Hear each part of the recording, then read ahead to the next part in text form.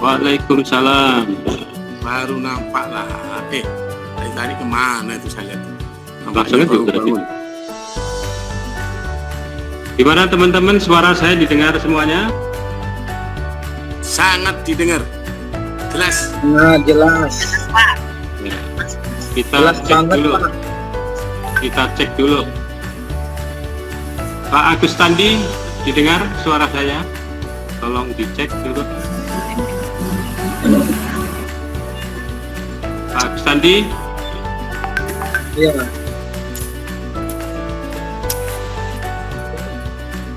halo Pak Agus Tandi, ada?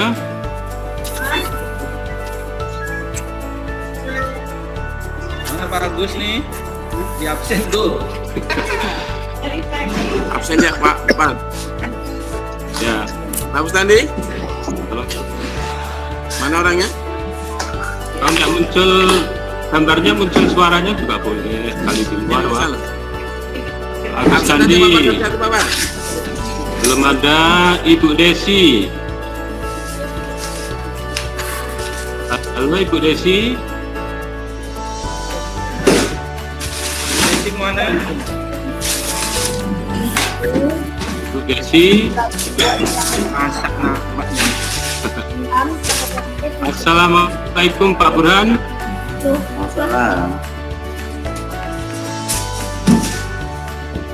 Berikutnya Pak Dodi. Pak Dodi. 12 ditambah 2, 14. 14 per Pengajaran bagaimana? Pak Dodi, halo. Belum juga. apa ya? 7 kali 4 Halo Pak Ivan. Oke. Pak Ivan masih di lapangan Takraw nggak? kali 4, 2 langkah. Halo Pak Pak Evan dipanggil, Edi Pak. Hanata. Selamat pagi Pak Edi Dipanggil Hanata. dulu saja ya Pak Evan ya. Pak Evan. Nah Pak Evan ya. Pak Evan. Oke ya. Ya kita bahas. Halo, dengar dengan Ibu Jamilatin. Oh, Pak Parianto. Ya tadi dah saya pakai Pak Dodi tadi di mana keberadaannya Pak. Tadi ingin tahu aja. Halo dengan Bapak Laus Singsang. Dengar Pak? Adit. Oh, terima kasih Pak. Dengan Ibu Marcelina. Sama-sama, Pak. Ibu Marcelina ada? Ya, Ibu Maya. Oke ya Pak. Dengan Ibu Mary Iriani. Saya lagi menangan. Hadir Pak, hadir. Ya, tolong dimutkan Bu ya, anunya, mic-nya dimutkan dulu. Dimutkan dulu Bu Mary. Tak tolong sebelahnya Mas Deden. belum pakai mulut. Baik, terima kasih Bu Mary. Dengan Pak Mirwan. Pak Mirwan masih jalan-jalan di luar tadi saya lihat tuh. Halo Pak Mirwan. Pak Mirwan. Tadi penampilan sudah beda pakai. Kan ada Pak dengan Bu. Mirwan pergi Pak. Ya Pak Mirwan. Assalamualaikum Pak Ustadz Wahyudin.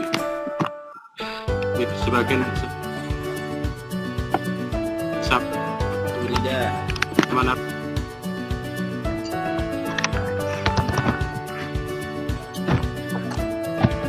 Kalau dimonitorkan fotonya tidak muncul semuanya, yang penting suaranya ada. Halo dengan Ibu Ratna Julia Rusti, ada? Oke, ada. Siap ada. Terima kasih. Tetap semangat. Mantap. Terima kasih Bu. Mika. Ini di tempat tidur di mana? Ya. Halo dengan Pak Rudi Hartono dan Pak Rudi Hartono.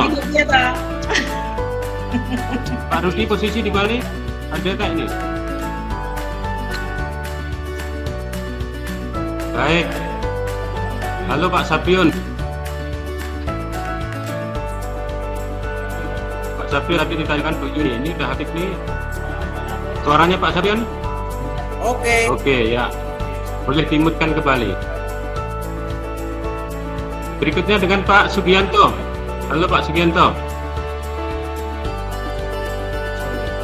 Masih keliling nampaknya.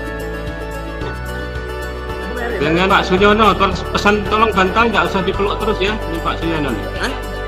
Tidak masih sikit mah. Positif. Sikit bah. Makasih Pak Gianto yang terus aktif memonitor TV nampaknya. Terima kasih, sinyal cukup bagus ini. Sinyalnya Halo, bang. assalamualaikum dengan Bu Susiana. Ya, Bu Susia. Halo dengan Ibu Tengku Yuni. Ada? Tengku. Halo dengan Bu Tengku Yuni. Tengku, halo. Terima kasih Bu Tengku, terima kasih. Juga Halo dengan Bu Vina. Bu Vina ada? Ibu Vina, halo. Bu Pina. Ya, ayo. Mana Bu Pina? Baik, nampaknya Ayo. masih dalam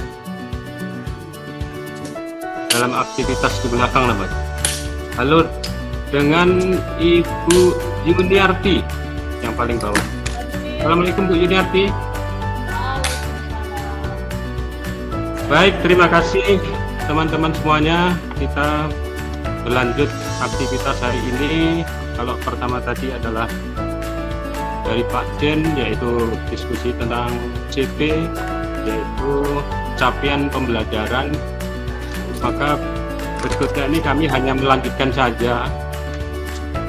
Melanjutkan pertama adalah amanah dari pelatihan dari beberapa hari yang lalu. Itu saya dan kawan-kawan yang dikomandani oleh Pak Kris itu mendapat kesempatan terkait dengan penerapan kurikulum para penimba baru, khususnya adalah SMK. Dan alhamdulillah kesempatan ini kami dapat bersama dengan kawan-kawan untuk diskusi bersama. Siapa tahu selama kita mengajar, selama membuat perangkat, selama sampai saat ini mungkin nanti akan bersinggungan dengan paradigma baru, yaitu tujuan pembelajaran atau juga yaitu alur tujuan pembelajaran. Jadi nanti sifatnya langsung saja kita sama-sama di sini. Saya yakin Bapak Ibu sekalian punya berbagai macam pengalaman atau juga mendapatkan beberapa isu terkini terkait dengan yang sekarang ini, yaitu tidak lepas dari isu merdeka belajar.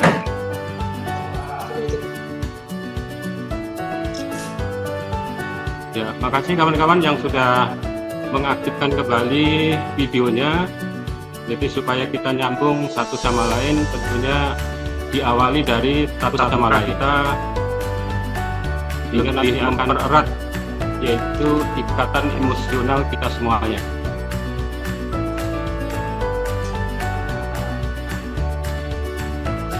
Baik, akan kita tunjukkan yaitu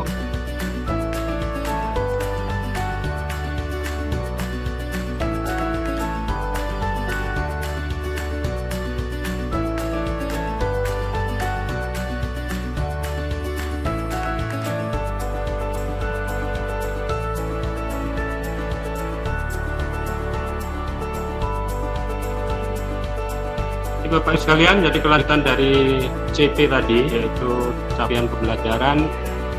Teman-teman bisa melihat di layar itu ada ATP. Jadi waktu kami mengikuti pelatihan di sana, ATP itu dalam dunia olahraga berbeda sebenarnya, karena ini ada, kalau dalam olahraga ini merupakan sumber energi dalam bergerak, yang kami sebut yaitu adenosin trifosfat.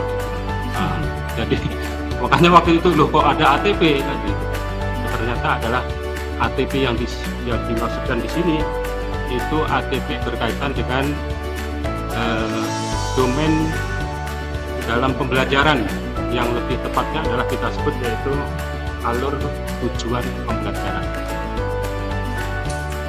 Baik, kita lanjutkan pada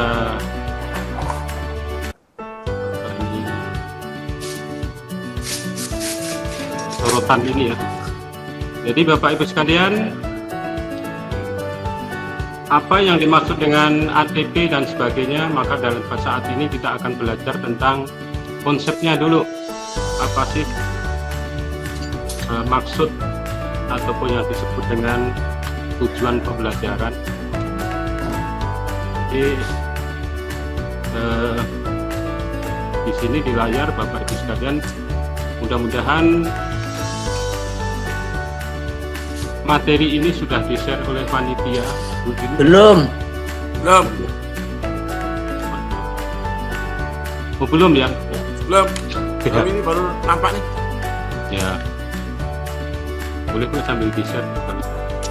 Ya.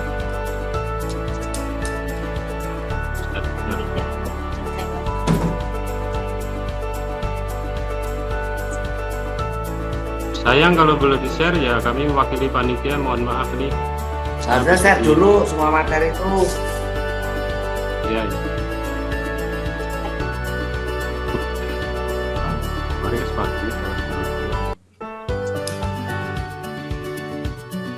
Baik, tidak apa-apalah kita baca bersama-sama aja, akan lebih enak, lebih santai.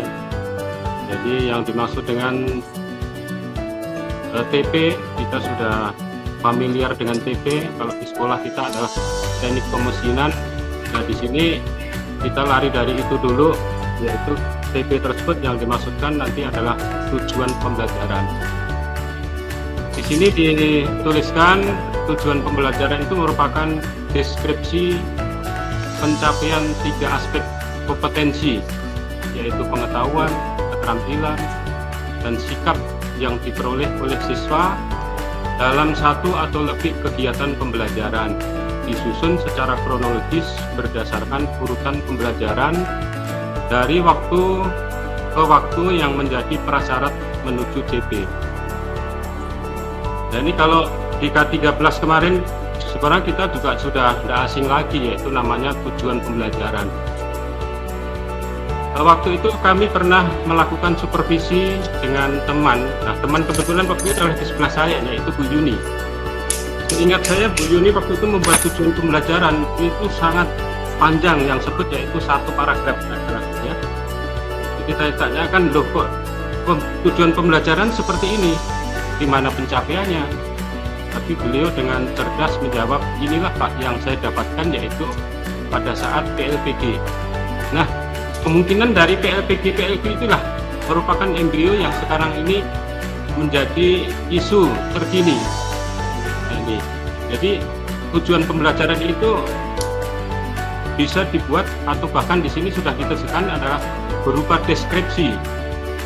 Jadi tidak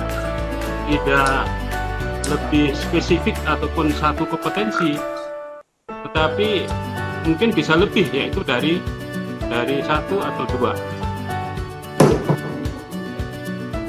Dan di sini merupakan deskripsi pencapaian dari 3, yaitu 3 kompetensi, karena semua pembelajaran nanti semuanya adalah sasarannya itu pengetahuan, keterampilan, dan sikap. Jadi demikian juga dalam kita kegiatan pada IHT ini, tentunya nanti kita juga akan ditalkih, yaitu 3 domain ini, yaitu pengetahuan misalnya terkait dengan TP, kita setelah konsep adalah menguasainya, maka nanti kita juga akan yaitu dituntut untuk kompetensi kita menerapkannya, bagaimana yaitu membuat TP tersebut terkait dengan fase ataupun juga yaitu kebutuhan belajar anak-anak kita. Nanti akan terletak yaitu pada sikap kita, yaitu di dalam menyikapi kebutuhan belajar siswa yang akan muncul yaitu dalam bentuk tujuan pembelajaran. Baik, nah di sini dijelaskan lebih rinci lagi.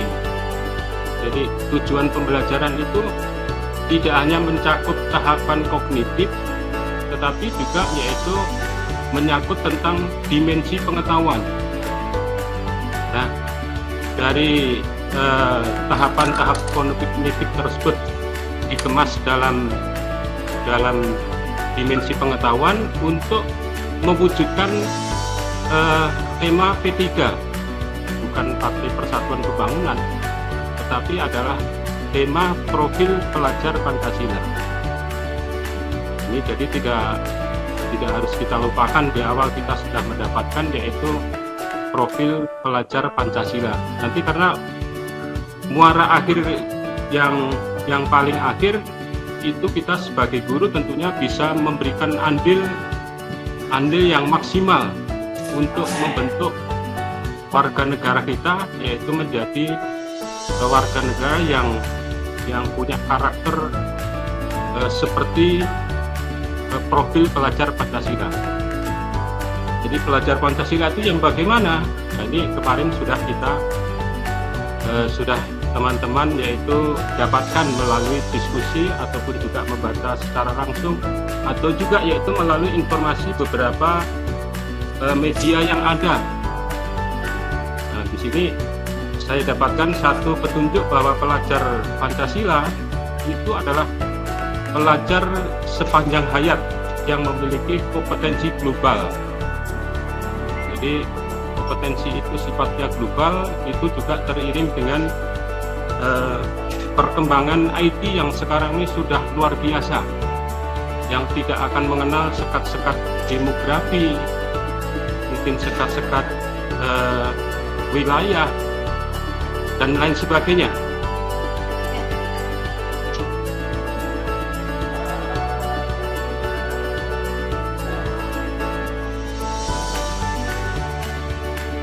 Halo Bapak Ibu sekalian, masih dengar suara saya? Halo, dengar. Masih. Baik, terima kasih. Jadi kalau kita lihat di dalam rumusan Semangat. pembelajaran di sini.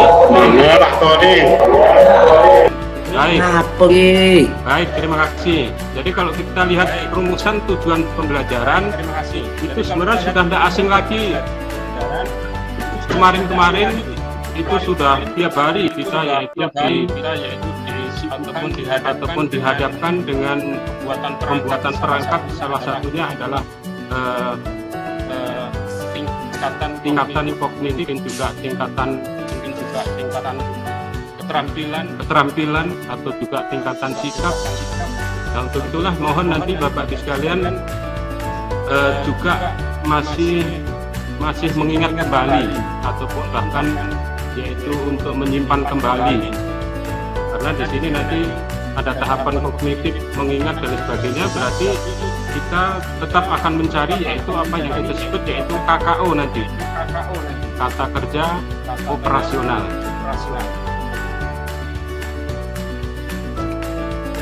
Di Bapak Ibu sekalian,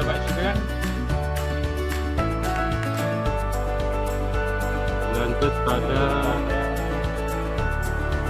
ini konsep tujuan pembelajaran.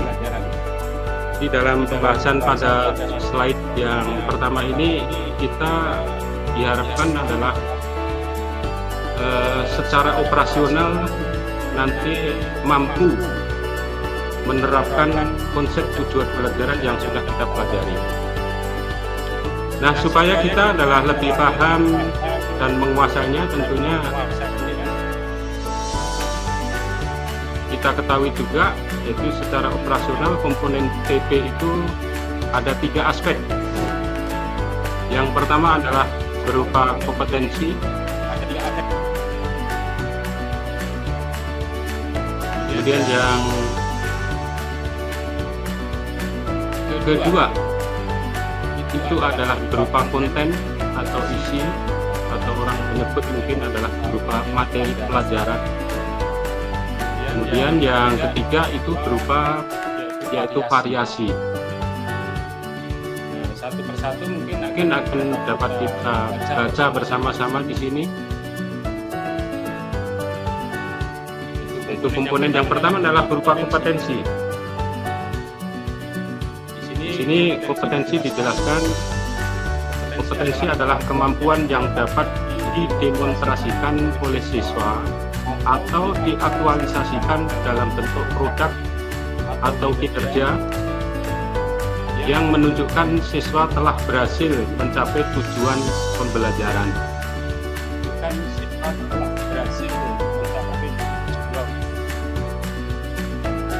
Ini tadi yang tadi sudah saya singgung bahwa nanti kita tidak melupakan kembali yang saya sebut tadi KKO tadi. Itu harus selalu kita dekati supaya kita di dalam merumuskan tersebut bisa benar-benar mewakili ataupun menunjukkan yaitu konsep tujuan pembelajaran. Jadi kemampuan yang akan didemonstrasikan oleh siswa itu kan nanti akan dapat kita lihat turunan dalam capaian pembelajaran. Di dalam capaian pembelajaran sifatnya masih global atau umum, sedangkan pada tujuan pembelajaran itu sebenarnya juga merupakan turunan dari capaian pembelajaran. Jadi nanti kalau kita sudah kembali kepada kata kerja operasional, nanti akan lebih apa ya kita sebut lebih khusus, lebih terukur, dan yang penting adalah mudah dipahami. Artinya tidak menimbulkan penafsiran ganda, sehingga antara satu dengan yang lain itu akan memiliki arti yang sama dalam melihat satu kompetensi yang dimiliki oleh siswa. Misalnya kita contohkan apa ya, mungkin kalau di dalam, mungkin saya contohkan di dalam olahraga, karena background saya adalah olahraga ya, yang sering saya sampaikan ataupun saya pakai itu adalah mempraktekkan. Karena dalam olahraga itu belajar lebih menitik beratkan pada gerak.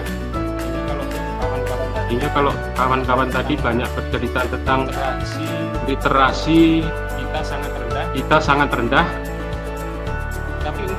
Tapi untuk bagi kami, karena literasi itu tidak sekedar membaca, literasi bagi kami itu literasinya melalui bergerak.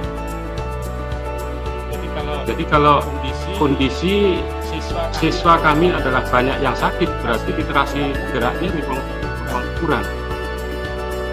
Jadi nanti kan literasi itu kan bermacam-macam. Karena di dalam olahraga belajar itu melalui bergerak itu adalah diharapkan bisa terjadi sebuah perubahan, mungkin perubahan kognitifnya, mungkin perubahan keterampilannya, mungkin juga yaitu perubahan sikapnya. Nah, jadi nanti masing-masing mata pelajaran saya kira punya kekhususan ciri khas masing-masing di dalam memilih kata kerja operasional. Nah, silakan Bapak Ibu sekalian, tinggal disalin, disesuaikan dengan kebutuhan belajar siswa kita. Tapi saya dengar diskusi saya sempat tadi, yaitu ada tes diagnosis, ada persepsi dan lain sebagainya. Jadi silahkan itu digunakan semuanya. Saya kira itu adalah sangat bagus sekali. Hanya saja mungkin perlu kita luruskan kalau persepsi itu belum tentu yaitu bisa dikatakan sebagai diagnosisnya. Karena kalau diagnosis itu lebih tertuju pada bukan hanya pada kesiapan substansi, tetapi lebih dari variasi latar belakang siswa. Mungkin di sana ada gaya belajar, mungkin tipe belajar dan lain sebagainya di situ. Sehingga tes yang diberikan di situ tidak hanya tes yang menyangkut tentang materi yang akan diajarkan. Bisa saja yaitu tes itu menyangkut tentang gaya belajar anak. Nah, nanti kalau Bapak Ibu sekalian membaca tentang teori pemrosesan informasi, bahwa belajar itu tentunya kalau dapat bisa melibatkan panca indera kita semuanya. Ada penglihatan, ada penciuman, kemudian ada peraba dan lain sebagainya. Kalau seseorang tersebut semuanya mampu, nah, alhamdulillah. Tapi kan kita tahu sendiri dari sekian yang ada, ada beberapa anak yang memerlukan perlakuan khusus. Baik, Bapak Ibu sekalian, ini yang dimaksud dengan kompetensi tadi. Jadi komponen di dalam tujuan pembelajaran itu mutlak harus ada kompetensinya. Apa sih tuntutan yang akan dicapai? Anak itu harus mampu bagaimana? Apakah mampu menghitung? Apakah mampu mengurangi? Apakah mampu membaca? Apakah mampu berbicara? Apakah mampu bergerak, meniru, dan lain sebagainya? Nah, nanti jelas pilih saja, yaitu pada kata kerja operasional. Komponen yang kedua yaitu berupa kontennya. Komponen yang kedua di sini disebutkan adalah ilmu pengetahuan inti atau konsep utama yang diperoleh siswa melalui selama proses pembelajaran di akhir satu pembelajaran. Jadi kalau kita ini biasanya lebih menyebut materi. Hanya saja sebelum konten itu adalah kita cari, biasanya diawali dari apa ya, kita sebut kompetensi tadi. Jadi begitu kompetensi itu muncul, nanti akan diikuti materi ataupun isi pembelajaran itu apa, kemudian nanti cara-caranya bagaimana, itu pada variasi tadi. Jadi di sini adalah segala sesuatu tentunya tidak terlepas dari konsep. Untuk anak-anak mungkin pemahaman konsep berbeda dengan kita.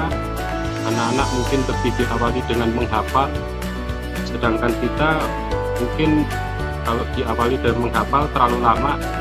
Itu terkait dengan prinsip-prinsip perkembangan mental ataupun psikologis manusia itu ada di sana, sehingga pola pembelajaran antara kita dengan seusia kita dengan seusia anak-anak mungkin adalah agak berbeda. Ya, ini komponen yang kedua, yaitu kita sebut sebagai konten. Nah, contoh di sini disebutkan adalah perubahan kondisi alam di permukaan bumi akibat faktor manusia. Jadi kalau ini mungkin dalam ilmu pengetahuan sosial, ini adalah ada tentang materi berupa ini, perubahan kondisi alam di permukaan bumi ini tentunya adalah mungkin berbeda-beda setiap saat. Akibat perlakuan manusia bisa memunculkan yaitu kondisi alam yang berbeda. Komponen yang ketiga yaitu berupa variasi. Apa yang dimaksud dengan variasi di sini sebenarnya adalah variasi yang dimaksudkan di sini merupakan keterampilan berpikir. Jadi kalau dulu pernah kita mendengar yaitu ada pola pikir lot, ada pola pikir lot, kan gitu tidak salah, yaitu low order thinking dan juga high order thinking. Nah, era globalisasi yang terkait dengan profil pelajar Pancasila itu, pelajar kita itu diharapkan adalah memiliki kompetensi yang global. Nah, kalau kita kaitkan dengan isu terkini terkait dengan perkembangan sekarang ini kan sangat luar biasa perkembangannya. Jadi rata-rata untuk bisa penyesuaian dan juga apalagi menciptakan yang baru itu nampaknya mutlak, yaitu diperlukan pola pikir yang hot ataupun high order thinking. Ya, yang kita sebut di sini dalam layar di sini keterampilan yang dimaksud yaitu berupa kreatif, kemudian kritis dan tingkat tinggi. Nah, ini seperti dalam domain domain P3 tadi, profil pelajar Pancasila. Di sana ada yaitu kritis dan juga kreatif. Nah, nanti ke depan kita bagaimana supaya anak-anak kita ini adalah terbiasa mempunyai sikap kritis dan juga kreatif. Ya, ini PR bagi kita, bagaimana supaya kurikulum paradigma baru itu dapat kita terapkan di sekolah kita. Bagaimana yaitu menciptakan situasi kondisi yang sedemikian rupa sehingga membuat siswa kita itu selalu kritis. Jadi tidak menerima begitu saja apa yang diberi oleh Bapak Ibu guru. Tentunya itu di sini memerlukan suasana situasi yang mungkin agak sedikit bebas, agak sedikit tidak tertekan dan sebagainya. Jadi dari sikap kritis itulah nanti akan muncul yaitu gagasan-gagasan atau juga yaitu pemicu bagi dia untuk menciptakan sesuatu yang baru yang kita sebut yaitu kreatif. Nah ini, jadi saya kira tidak mudah untuk membiasakan yaitu anak-anak kita berpikir yaitu yang hot. Mengapa demikian? Karena dari kita sendiri, dari kelompok Bapak Ibu guru, kita ini termasuk saya sendiri juga kadang-kadang terima begitu saja. Yang penting saya tidak terusik, perasaan saya nyaman dan terima begitu saja. Nah ini budaya seperti ini kadang-kadang kita sudah merasa di zona yang nyaman, terusik sedikit. Padahal kalau kita mau menciptakan suasana yang kritis, kreatif, diperlukan paling enggak kemarin dalam filosofi yaitu Ki Hajar Dewantara, yaitu ada ing Marso Mangunkarso, ing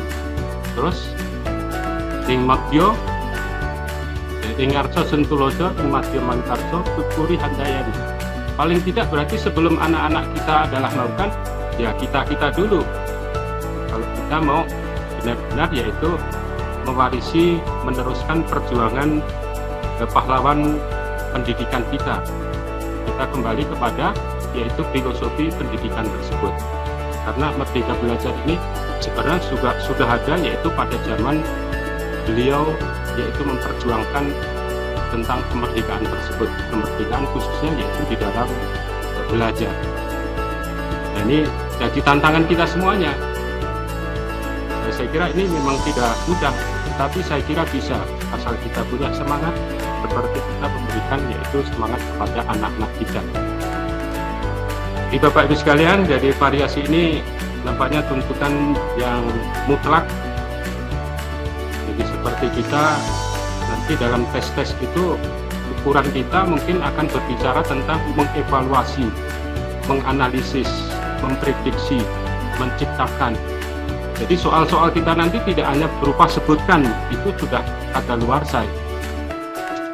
Jadi kita harus bisa membuat keadaan tertentu, nanti dia disuruh yaitu mengevaluasi ataupun menilai ataupun menganalisis. Nah itu juga tidak mudah untuk menyajikan sajian soal yang sedemikian rupa, karena sajian soal itu nanti biasanya juga soal-soal yang menyangkut isu terkini. Jadi kalau kami di dalam olahraga misalnya akan saya tampilkan kejadian final ganda putri Olimpiade. Nah, itu saya tadikan akan dianalisis. Mungkin dari segi yaitu smash yang dilakukan, silakan dianalisis. Maksudnya adalah larinya adalah ke arah sana. Halo Bapak Ibu sekalian, masih dengar dari kami? Masih mendengarkan terkait dengan terkait dengan konsep tujuan pembelajaran ini, silahkan Bapak Ibu sekalian, kali ada mungkin temuan atau perasaan tertentu mungkin tidak sependapat dengan ini, silahkan dikemukakan aja. Kita sifatnya adalah sangat terbuka. Nah ini saya lanjutkan juga contoh tujuan pembelajaran dengan memuat 3 aspek yang telah dijelaskan di atas. Tadi ada 3 komponen, yaitu ada kompetensi, ada konten, kemudian ada variasi. Nah, di sini contoh di sini warna ini menunjukkan komponen tersebut. Yang warna kuning adalah menunjukkan kompetensi. Kemudian warna biru ya. Warna biru itu adalah menunjukkan materi atau konten, dan yang warna hijau itu adalah berupa variasi ataupun tingkatan berpikir kita.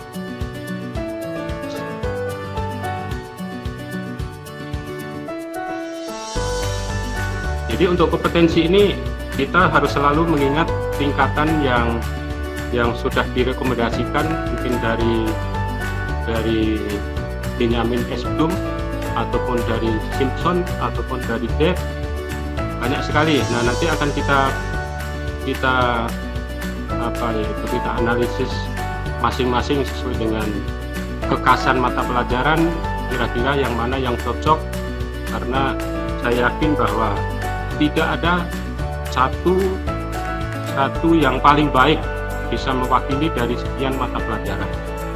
Ada yang cocok untuk ini, ada yang tidak cocok untuk itu. Jadi silakan Bapak Ibu sekalian, nanti teman-teman bisa mengidentifikasi kembali ciri khas kekasan mata pelajaran itu yang macam apa, kemudian kompetensi yang akan kita terapkan itu yang mana. Tentunya juga tidak terlepas dari capaian pembelajaran tadi yang sudah disampaikan oleh Pak Jen tadi. Harapan kami capaian pembelajaran itu sudah Bapak print semuanya, hingga setiap saat kita bisa membaca, memahami, karena itu adalah rohnya pendidikan mata pelajaran kita itu ke arah mana, itu ada pada capaian pembelajarannya. Jadi di akhir fase itu anak itu harus mampu seperti apa.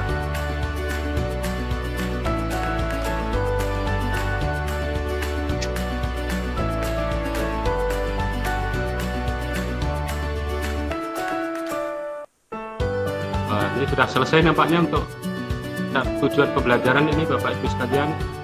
Kali ada yang mau didiskusikan, silahkan. Saya yakin pemahaman saya juga berbeda dengan pemahaman Bapak Ibu sekalian. Kita sharing saja.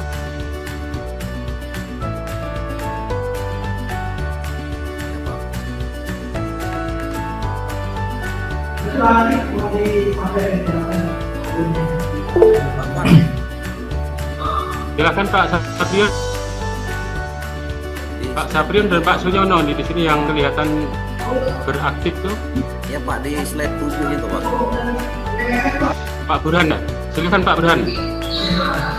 Saya dulu Kak Papar. 7. Nah, silakan. Ya, terima kasih Bapak. Silakan Pak Burhan. Iya, terima kasih. Jadi ini hanya saya menanyakan cara penulisannya saja Pak, tidak banyak. Kalau yang Bapak jelaskan tadi kan, kita kan nanti akan bakal menyusun modul ajar. Tapi yang saya tanyakan hari ini nanti pada waktu penyusunan sudah gampang gitu Pak. Jadi tadi kan ada kompetensi, konten, dan variasi. Kalau yang kemarin kan ABCD, audien dan segala macam. Nah, apakah nanti dalam penulisan tujuan pembelajaran itu audiennya atau peserta didiknya tidak dituliskan lagi atau langsung menjelaskan atau langsung menganalisis gitu Pak? Kalau kemarin kan sebenarnya peserta didik dapat menulis, misalnya kan begitu.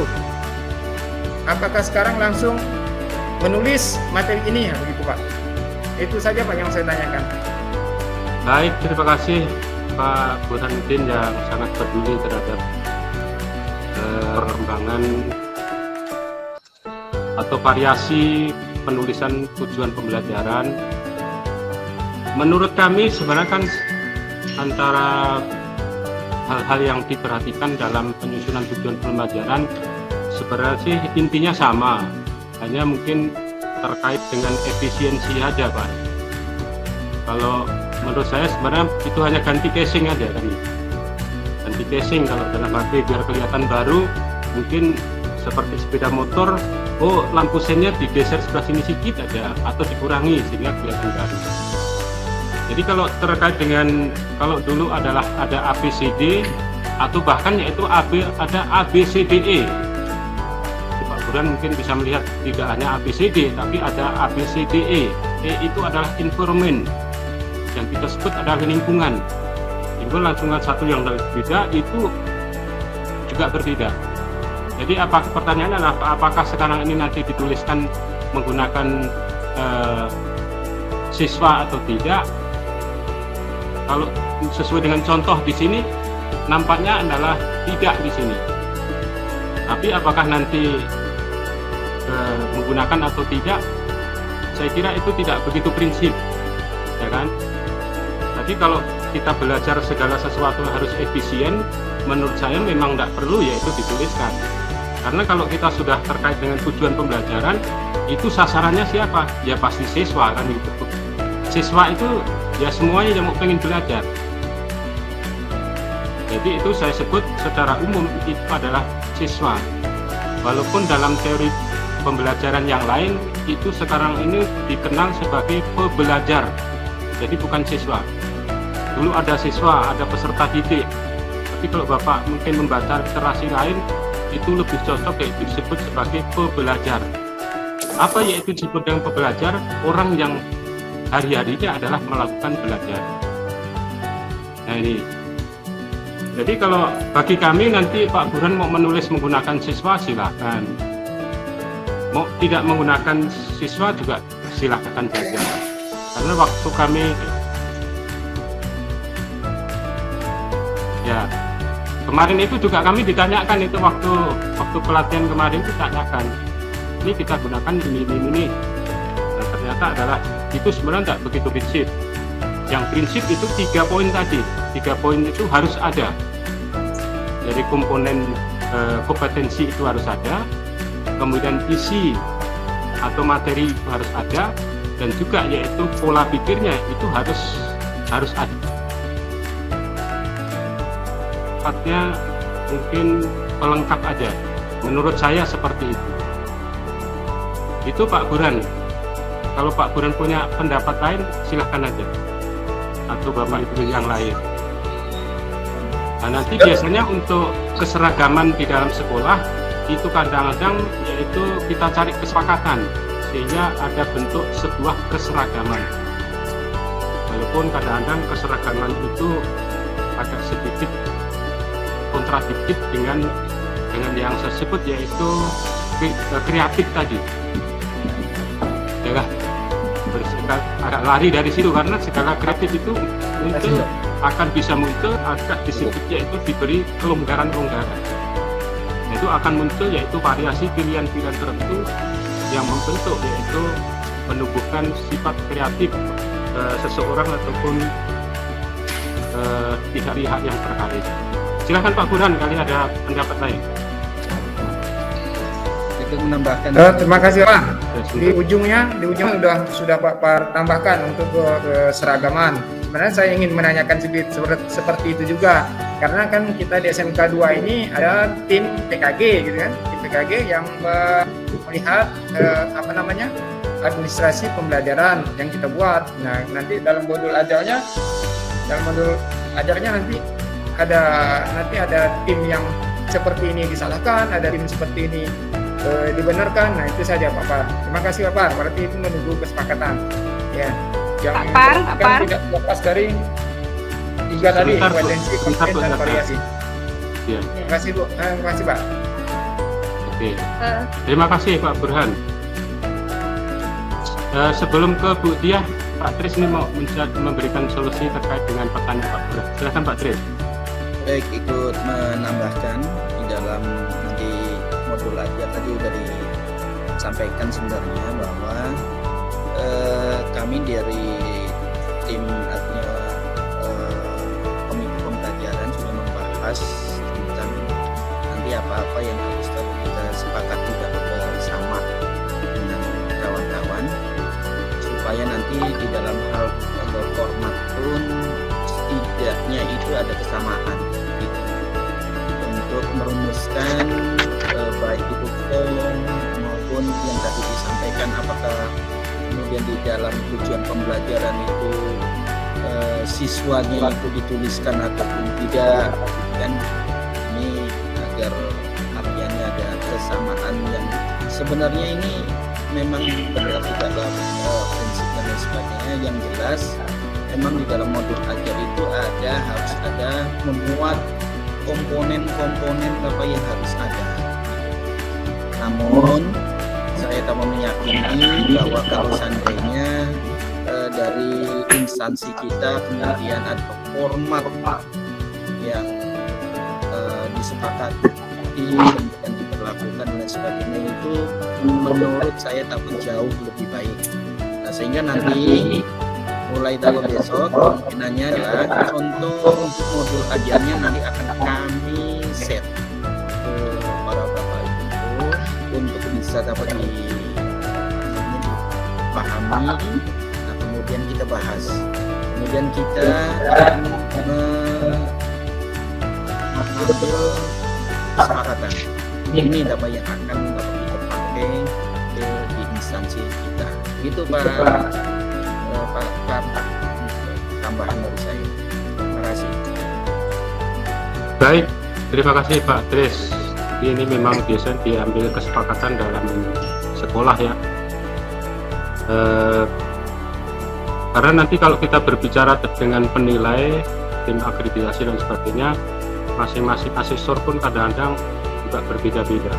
Ada yang berpendapat semakin bervariasi semakin bagus. Gitu. Jadi agak relatif ya. Tapi kalau kita sudah berbicara tentang yang substansi ataupun yang prinsip, itu saya kira nggak bisa ditawar-tawar, kan gitu. Tapi kalau hanya sebagai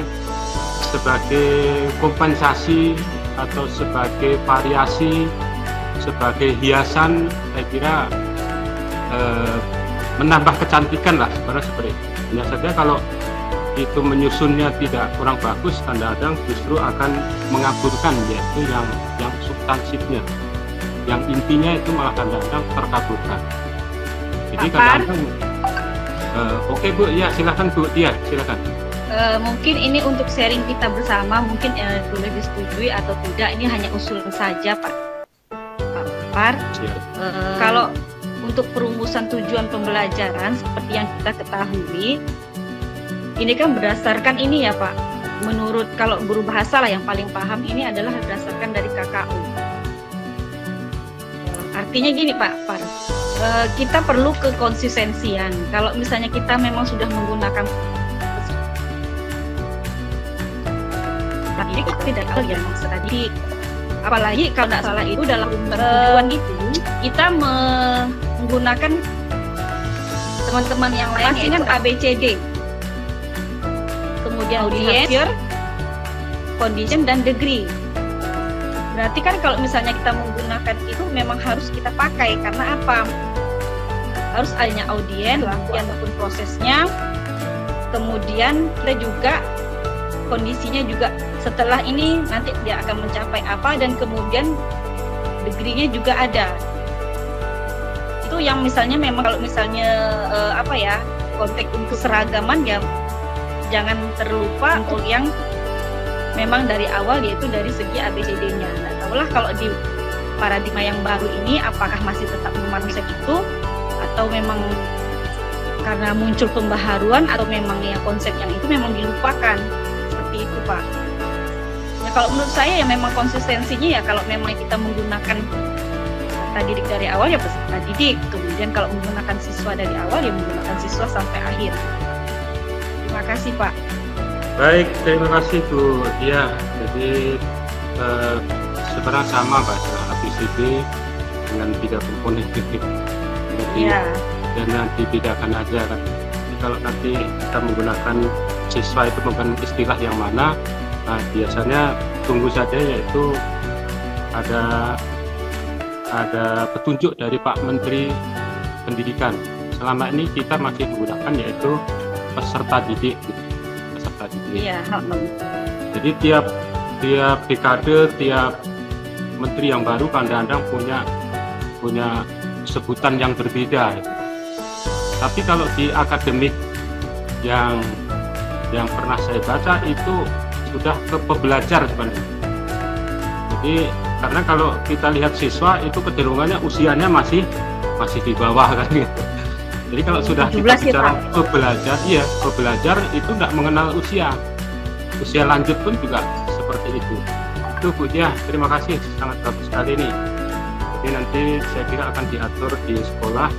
Kami sih mau ikut yang mana, yang penting substansinya tidak dibuang, kami tetap ikut. Kalau tidak ada, Untuk menambahkan lagi Pak Mas. masih ada Pak Tris, silakan. Ya. Jadi yang jelas bahwa di dalam kurikulum yang baru ini tadi sudah disampaikan bahwa di dalam penyusunan tujuan pokok pembelajaran itu harus yang prinsipnya itu harus mengandung dalam 3 komponen. Ya, 3 komponen itu adalah kompetensi, kemudian konten, kemudian variasi. Nah, dititik beratkan di dalam variasi ini adalah di situ ada sikap perilaku dari peserta didik. Apakah kemudian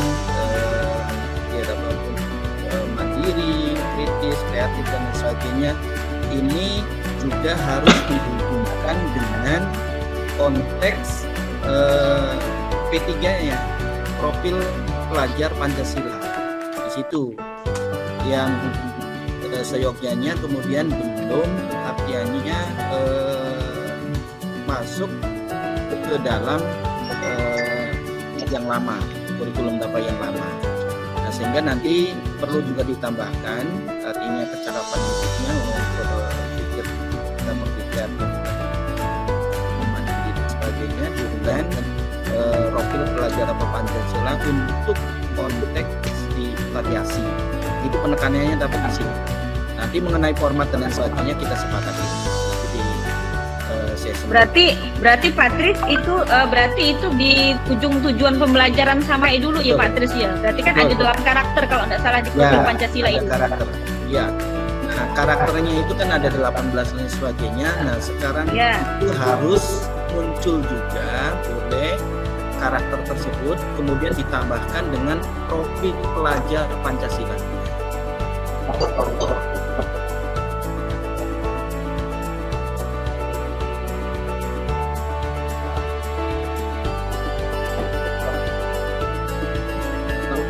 Bahwa profil pelajar Pancasila itu ada 6 komponen gitu ya pembelajaran. Terima kasih. Baik, terima kasih Pak Tris. Kita berlanjut saja. Pak Par, Oh ya, silahkan. ya jadi begini Pak Par ya. Saya memang seperti yang sudah saya sampaikan, saya bukan guru dan tidak memiliki background guru, tetapi sampai saat ini berproses belajar menjadi guru. Ya, seperti apa guru yang baik, tentunya saya belajar pada Bapak Ibu yang memang memiliki background seorang pendidik. Jadi kalau saya mengacu kepada buku atau modul yang disarankan oleh kementerian, di situ tertulis bahwa peserta didik. Jadi kita tidak usah berbicara panjang lebar kesepakatan ini itu, tapi di situ sudah jelas dalam modul-modulnya. Saya sudah baca itu peserta didik. Jadi kita tidak berbicara siswa atau apa.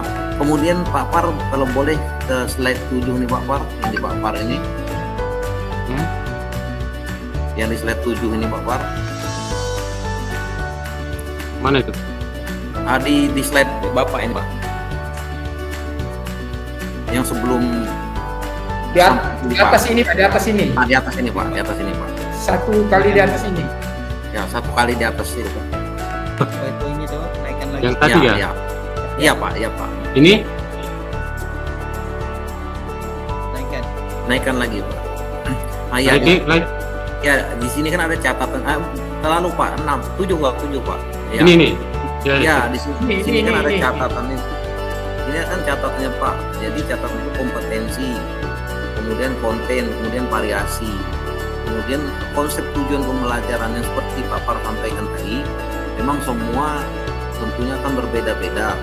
Contoh saja variasi di dalam pelayaran kapal penangkap ikan khususnya NKPI itu di perencanaan pelayaran dan ini ilmu pelayaran datar, variasi itu tentunya mempunyai arti yang sudah berbeda. Variasi itu adalah sudut penyimpangan dari utara sejati ke utara magnet. Itu perhitungan, jangan sampai tujuannya kita ke kota A atau ke pelabuhan B, tahu-tahu sampainya ke pelabuhan F. Konteksnya lagi variasi yang dimaksud di sini juga. Jadi disinilah tujuan pembelajaran, ya kita kembalikan saja kepada kompetensinya masing-masing. Saya kira begitu Pak Par. Terima kasih. Baik, terima kasih Pak Sabion. Itulah makanya di awal tadi saya sampaikan contoh Pak. Contoh tadi saya buatkan ATP. Waktu saya pelatihan ATP, enggak asing mah, adenosine triphosphate kan gitu. Itu di dunia saya adalah seperti itu. Ternyata ATP yang dimaksudkan berbeda. Sama dengan yang variasi yang Pak Mas Sabrul kan maksudkan seperti itu kan. Kalau kita bisa variasi di penangkapan ikan itu gambarannya seperti ini. Oh ternyata sekarang variasi yang dimaksudkan tidak seperti itu. Nah, tadi sudah saya contohkan di awal.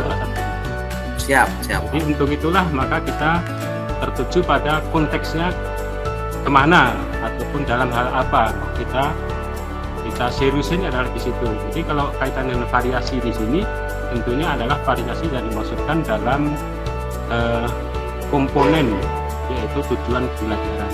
Oke Pak Sabion ya, siap ya? Siap. Oke Bapak Ibu sekalian, kita berlanjut dulu ke berikutnya karena waktunya ini sudah cukup lama ya. Nah nih, jadi kalau tadi tujuan pembelajaran, tadi di awal saya sampaikan yaitu berupa alur tujuan pembelajaran. Jadi kalau CP itu diturunkan ada tujuan pembelajaran. Dan tujuan pembelajaran ini merupakan penuntun satu demi satu, setapak demi setapak untuk mewujudkan yaitu CP tadi, capaian pembelajaran. Nah, beberapa tujuan inilah supaya itu runtut, sistematis, berkesinambungan satu sama lain, maka perlu disusun sedemikian rupa. Itulah yang dimaksud dengan alur tujuan pembelajaran. Kalau saya ibaratkan yaitu saya mau pergi ke Pontianak jalan darat. Kira-kira saya menggunakan alurnya, tujuan yang saya capai mana? Tentunya berbeda-beda. Oh saya mau yaitu melalui Pelang. Saya berhenti dulu yaitu di Sungai Melayu. Berikutnya lagi yaitu saya berhenti di Pemahan. Berikut lagi itu yang kita sebut yaitu beberapa tapak tadi. Tapi ada kawan saya berbeda. Oh saya tidak seperti itu Pak. Saya yaitu melewat Siduk. Saya berhenti di Siduk dulu. Gitu. Saya setelah Siduk yaitu berhenti yaitu di Sungai Keli. Berarti ketemu yaitu di Tayap. Nah seterusnya. Ini yang mungkin juga terkait dengan di awal ada yaitu disebut Merdeka Belajar. Jadi Merdeka Belajar terhadap guru itu sebenarnya terkait dengan ini, bahwa kita capaian kita sama tetapi punya gaya strategi yang berbeda-beda, sasaran yang setapak dan setapak itu berbeda-beda antara sekolah satu dengan sekolah yang lain, antara guru satu dengan guru yang lain. Jadi kalau saya punya kawan yaitu Pak Rahmat di SMK 1, Pak pinjam ke RPP-mu untuk saya, belum tentu cocok itu. Jadi tidak bisa semudah itu satu RPP dipakai di sekolah lain. Walaupun kadang-kadang ini saya sendiri juga pernah melakukan seperti itu. Itu yang kita masukkan di sini. Artinya kita melakukan yaitu penilaian ataupun asesmen terhadap anak-anak kita gunakan untuk menyusun sebuah perangkat. Salah satunya adalah membuat tujuan pembelajaran. Sehingga dengan demikian, karena anak-anak kita, peserta didik kita adalah setiap tahun berbeda, tentunya diperlukan yaitu pembaharuan tesnya, pembaharuan materi gaya mengajarnya tentunya berbeda-beda. Jadi memang cukup repot dan juga menjadi tantangan seperti yang disampaikan oleh Pak Imam tadi.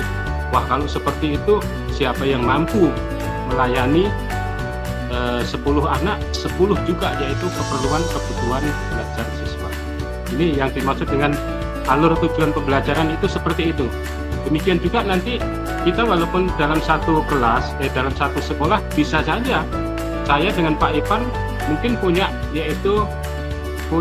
strategi sendiri di dalam menyusun ATP di sini, walaupun CP-nya adalah satu tipe, tapi punya gaya start yang mungkin berbeda dengan jalur yang berbeda pula, tapi yaitu yang penting adalah tujuannya sama. Ini juga sebenarnya juga salah satu penerapan yaitu kreatif kita tadi, dan juga menjawab sebagai tantangan kita seperti dulu untuk selalu mungkin berinovasi dan sebagainya. Nah, kawan-kawan semuanya, jadi supaya tujuan pembelajaran tersebut dapat kita kemas sedemikian rupa sesuai dengan situasi kondisi yang ada, baik itu situasi budaya lingkungan sekitar, budaya lingkungan sekolah, atau juga yaitu latar belakang anak, maka ada beberapa prinsip yang harus kita ikuti untuk yaitu menyusun tujuan pembelajaran tersebut. Nah, di sini ditemukan ada 7 itu apa saja. Satunya yang kita sebut adalah prinsip sederhana dan informatif. Ini perumusan yang pertama adalah sederhana, artinya kita untuk menafsirkan, memberi arti itu tidak usah bertele-tele lah. Artinya mungkin anak itu dengan membaca itu sudah mampu menafsirkan, oh maksud belajar kita adalah seperti ini. Jadi tidak perlu gengsi, mungkin istilah kita ketinggalan zaman, atau juga mungkin tidak modern, tidak. Penting adalah dimengerti oleh peserta didik, oleh guru, atau juga yaitu penilai atasan kita. Sehingga antara satu dengan yang lain perangkat tersebut, tujuan pembelajaran ataupun ATP-nya itu bisa diterjemahkan di lapangan oleh siapa saja. Ini saya kira sebenarnya sederhana, tetapi tidak mudah untuk memilih istilah atau kompetensi yang cocok, yang mewakili, yaitu sederhana dan informatif. Nah, ini mungkin perlu juga yaitu perlu studi kelayakan terhadap istilah-istilah yang berlaku di suatu daerah. Untuk pengalaman kami mengajar pertama kali yaitu di Sandai, saya sering diketawakan oleh anak-anak saya. Mengapa? Karena istilah-istilah yang saya pakai itu tidak familiar di daerah tersebut. Ini yang kita mungkin terkait juga dengan ini. Jadi itu wajar. Hingga di sini prinsip yang pertama yaitu sederhana dan informatif. Nah, tujuan itu akan tercapai jika ada kolaborasi ataupun kerjasama satu sama lain. Jadi kerjasama satu sama lain itu akan terwujud jika ada persamaan yaitu persepsi sebuah istilah. Ini dimulai dari sederhana dan juga yaitu informatif. Hanya saja kadang-kadang ada yang bertanya, Pak, dengan seperti itu Bapak tadi mencontohkan yaitu ada istilah yang berbeda daerah satu dengan yang lain, apakah yaitu boleh menggunakan istilah kampung, Pak? Pertanyaan mungkin seperti itu. Ini jadi dalam hal ini secara ilmiah sih mungkin agak susah untuk dipertanggungjawabkan kalau dalam sebuah forum seminar dan lain sebagainya. Jadi bisa saja muncul seperti itu. Nah, itu nanti kembalinya kepada personil masing-masing. Kalau kami sih biasanya itu tetap kita pakai hanya sifatnya yang tidak formal, artinya hanya sebagai untuk menjembatani supaya anak itu tahu dan mengerti. Kalau di Jawa itu ada istilahnya yaitu bahasa pengantar. Di kelas rendah itu setiap guru mengajar itu selalu yaitu begitu menyampaikan bahasa Indonesia, di belakangnya langsung diberi bahasa Jawanya. Artinya sebagai pengantar atau orang menyebut dalam belajar itu sebagai jembatan keledainya, memudahkan untuk ke arah sana. Baik, yang kedua yaitu prinsip esensial dan konseptual. Esensial yang dimaksudkan tentunya adalah esensial. Pak, nggak muncul di layar, Pak. Ini sudah bagaimana caranya? Pak ngomong belum muncul tuh di layar. Oh iya, sorry.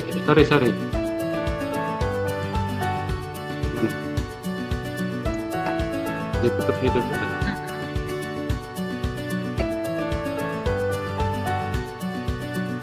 Ini.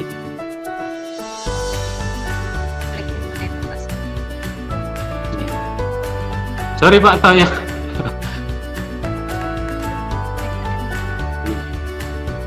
Pak Suyono. Oh iya. Ini berarti baru kelihatan tadi ya? Oh, saya hanya melihat laptop saya.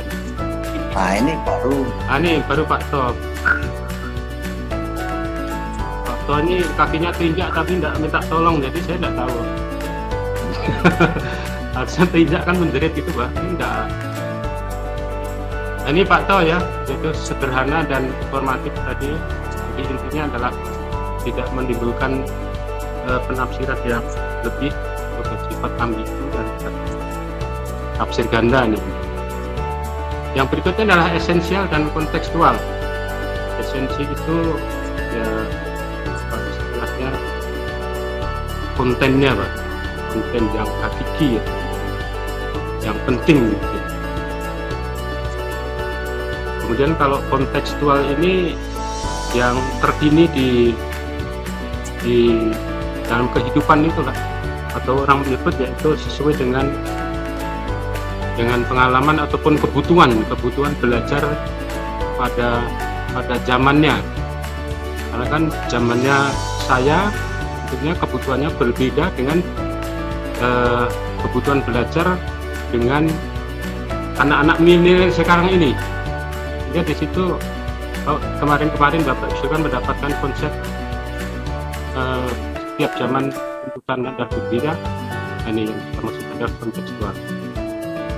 Kemudian yang berikutnya adalah berkesinambungan, yaitu karena di situ alur yang saya contohkan tadi adalah saya mau ke Pontianak lewat jalan darat, berarti saya ke jalur yaitu lewat Tilang, Sungai Melayu dan sebagainya. Jadi nyambung satu sama lain. Ini di sini antar fase dan antar tujuan pembelajaran saling terkait. Nih, jadi antar fase. Mungkin ada yang bertanya, pengalaman yang ada ini ada anak yaitu di kelas akselerasi ya. Sekarang ini kan ada anak akselerasi, anak bisa naik langsung 2 tingkat. Yaitu begitu di kelas 4, nggak lama berikutnya langsung di kelas 6. Nah, ini mungkin kalau Bapak sekalian terkait dengan fase-fase yang ada sekarang ini, apakah ada keterkaitan dari ke sana, itu pemikiran kita bersama nih. Ini kita masih pada yaitu keterkaitan keseimbangan antar tujuan pembelajaran tersebut. Jadi mungkin dalam beberapa teori belajar ada yaitu teori spiral misalnya. Artinya kalau kita belajar melihat obat nyamuk, sebelum termakan ke pusatnya, dia harus melingkar satu demi satu. Nah, kan seperti itu. Atau dalam belajar yang lain yaitu yang kita sebut yaitu ada pengetahuan prasyarat. Kalau di dalam olahraga kami ini, sebelum yaitu anak tersebut mampu yaitu menimang-nimang bola, maka harus anak itu mampu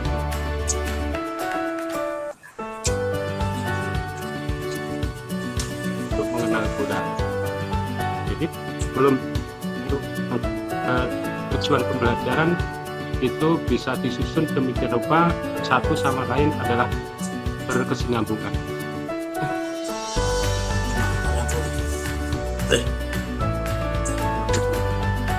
Baik Bapak Ibu sekalian, kemudian karena waktu slide-nya masih banyak nih.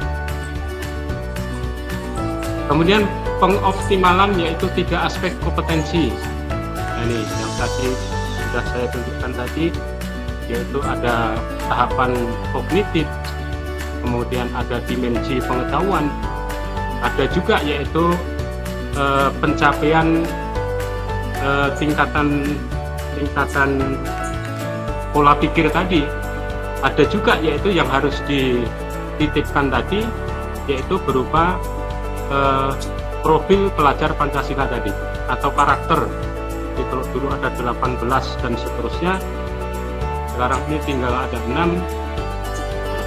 Bagi kami ini sebenarnya tidak asing lagi karena dulu pun juga sudah ada. Kalau tadi saya sebut yaitu ini sebagai hanya ganti casing aja. Semua mata pelajaran tentunya adalah ada pesan moral yang nanti larinya adalah pembentukan karakter seperti yang tercantum pada profil pelajar Pancasila tersebut. Kemudian yang berikutnya adalah merdeka belajar. Nah, apakah sekarang ini kita sudah merdeka belajar? Nanti nampaknya adalah semakin ke depan kita akan semakin banyak keleluasaan sebenarnya. Hanya saja siapkah kita untuk menerima yaitu keleluasaan tersebut. Tadi di awal Pak Jen, ke depan nanti kita dituntut untuk membuat yaitu capaian pembelajaran sendiri. Nah, itu juga salah satu sebenarnya implementasi merdeka belajar ini. Semuanya sudah diserahkan pada sekolah. Mampu enggak kira-kira? Pertanyaan adalah seperti itu. Kalau dulu kan rata-rata sudah disiapkan oleh sekolah. Nah, sekarang ini pemerintah hanya menyiapkan nampaknya CP saja. CP saja tidak semuanya. Artinya ada beberapa CP yang sudah diserahkan sepenuhnya kepada sekolah. Jadi dengan adanya seperti itu, nampaknya mau tidak mau, suka tidak suka, karena kita sudah memilih guru sebagai profesi kita harus memacu diri untuk yaitu meningkatkan kualitas kita. Paling tidak kita adalah meningkatkan literasi kita diri sendiri. Ini Bapak Ibu sekalian dari Merdeka Belajar, saya kira tidak hanya bagi siswa, karena sebenarnya kalau kita bicara merdeka, kita lihat di medsos itu banyak sekali yaitu pengertian merdeka. Merdeka bagi pengemis berbeda dengan kita. Merdeka bagi petani berbeda dengan merdeka dengan pelayar dan sebagainya. Jadi tentunya mudah-mudahan kita sebagai guru nanti adalah bisa atau mampu yaitu mengemban amanah adanya merdeka belajar ini. Di sisi lain kita akan memfasilitasi anak untuk yaitu mengembangkan potensi bakat yang dia miliki. Di sisi lain pula kita adalah mampu membekali diri untuk yaitu untuk membimbing anak-anak tersebut. Terus berikutnya yaitu prinsip penyusunan berikutnya adalah operasional dan aplikatif. Ini memvisualisasikan dan menghasilkan proses pembelajaran dan penilaian secara utuh yang dapat menjadi acuan aplikatif untuk merangsang modul. Jadi kata-kata KKU tadi nampaknya akan membawa ataupun akan mempermudah, yaitu mempermudah dalam memilih materi, mempermudah dalam menentukan metode, yang semuanya itu nanti terangkum dalam yaitu modul ajar kita. Menilainya bagaimana, siapa yang mau kita libatkan ini. Jadi karena sebenarnya tujuan pembelajaran itu posisinya sangat strategis sekali di dalam perangkat pembelajaran. Ini saya sebut mungkin kompas kedua, yaitu setelah CP ataupun capaian pembelajaran. Yang terakhir yaitu berupa adaptif dan fleksibel. Adaptif artinya bisa menyesuaikan sesuai dengan karakteristik siswa, sesuai dengan karakteristik yaitu budaya setempat, karakteristik yaitu sekolah. Nah, fleksibel artinya sewaktu-waktu bisa digunakan sesuai dengan situasi yang berkembang ataupun yang berubah pada suasana tertentu. Misalnya kita contohkan pelaksanaan IHT kita. Jadi teknik kita memang seharusnya fleksibel. Kalau kemarin itu begitu ada kejadian kita tatap muka, terus ada teman seperti ini, nah bagaimana? Ini kan yang kita sebut yaitu fleksibel, artinya bisa berubah sesuai dengan situasi yang kondisi karena menuntut sedemikian rupa. Ini Bapak sekalian tentang prinsip penyusunannya. Kali ada hal yang mungkin agak sedikit bersinggungan, silahkan disampaikan saja. Sebelum ini masih ada satu slide lagi yang belum tersampaikan.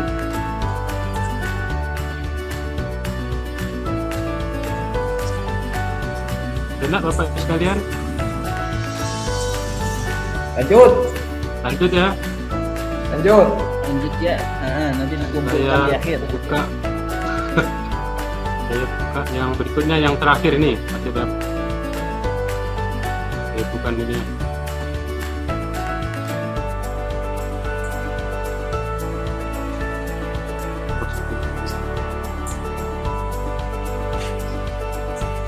Ya.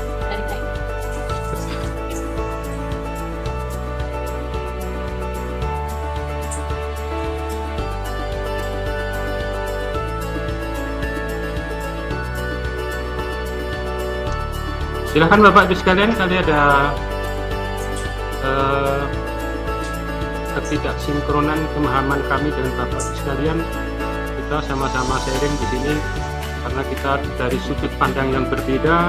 Saya kira tetap ada sedikit yaitu perbedaan di antara kita, dan itu perlu kita akui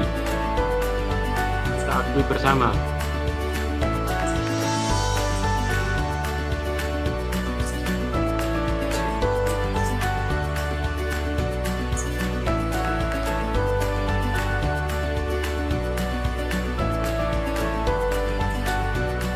Karena Bapak sekalian, kalau tidak ada, kita mau menuju ke prosedurnya nih.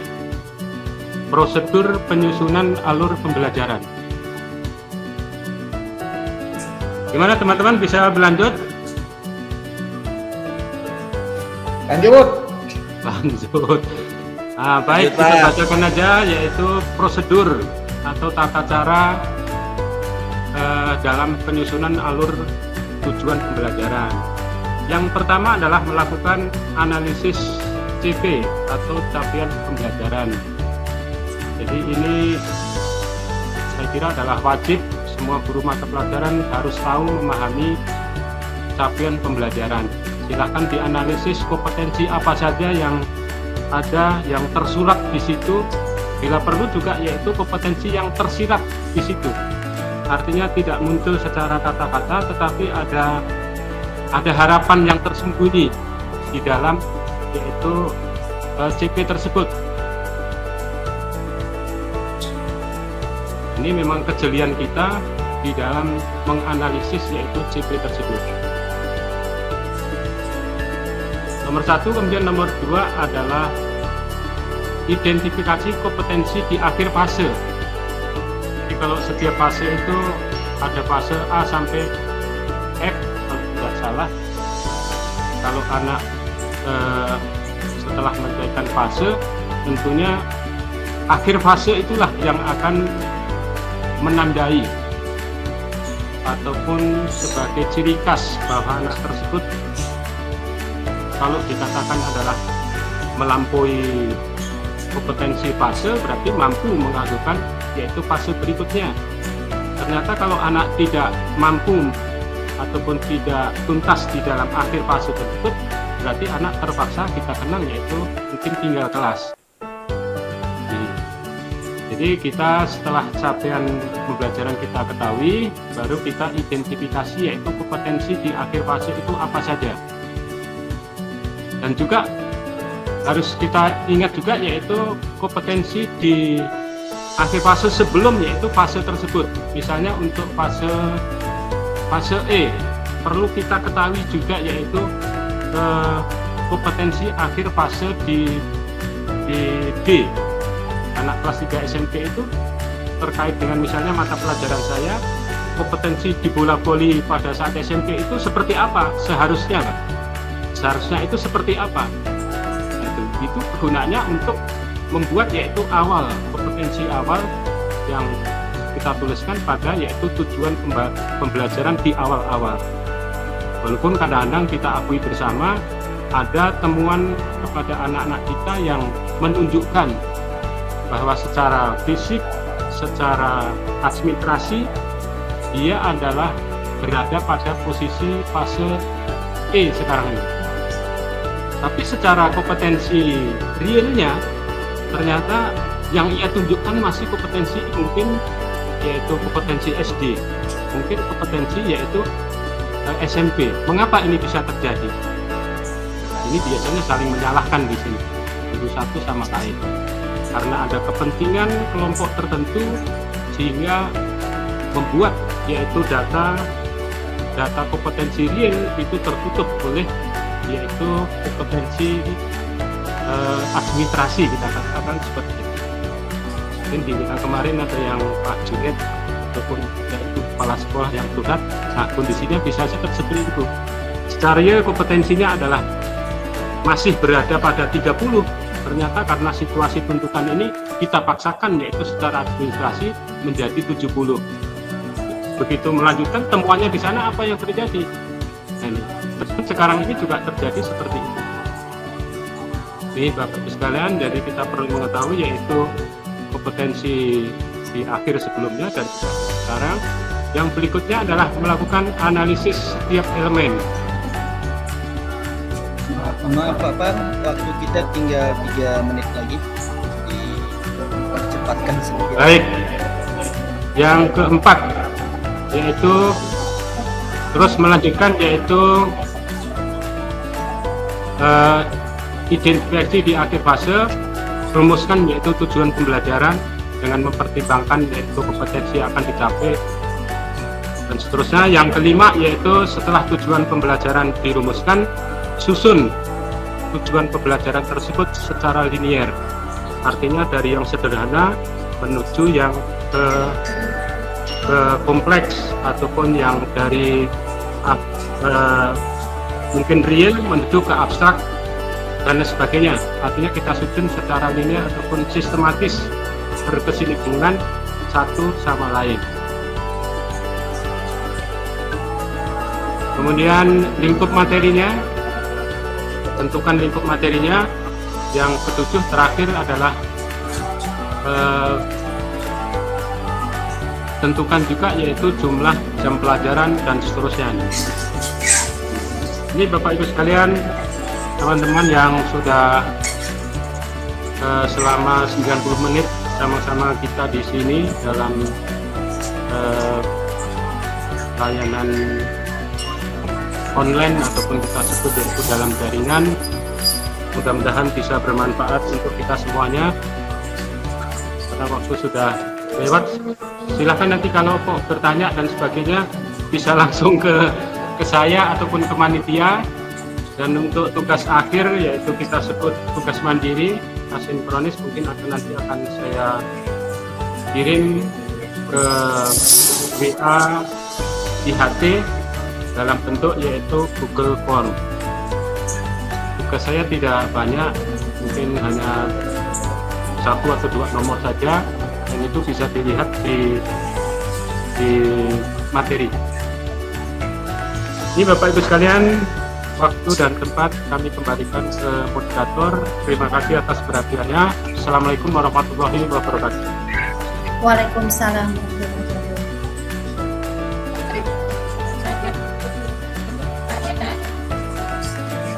Baik, kami merangkap moderator, kami merangkap juga ketua kelas.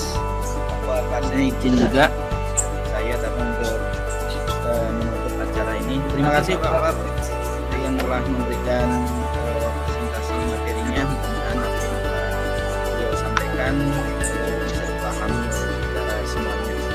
Baik Bapak Ibu, karena waktunya sudah jam 12, kita akhiri pertemuan pada hari ini dengan mengucap alhamdulillah. Alhamdulillah.